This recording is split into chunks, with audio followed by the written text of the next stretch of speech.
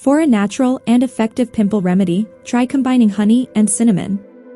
Honey is known for its antibacterial properties and ability to soothe irritated skin, while cinnamon has anti-inflammatory and antimicrobial effects that can help reduce acne-causing bacteria. To create this remedy, mix 2 tablespoons of honey with 1 teaspoon of cinnamon powder until you have a smooth paste. Apply the mixture directly to your pimples or affected areas using clean fingers or a cotton swab.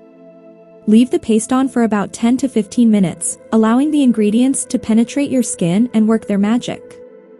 Honey's natural enzymes help cleanse the skin and draw out impurities, while cinnamon's anti-inflammatory properties reduce redness and swelling associated with pimples.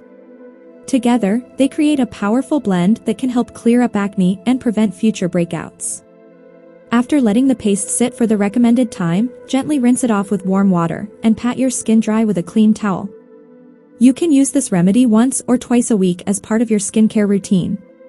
Regular use may lead to clearer, smoother skin over time, as the honey and cinnamon work together to combat bacteria and inflammation, leaving your skin looking healthier and more radiant.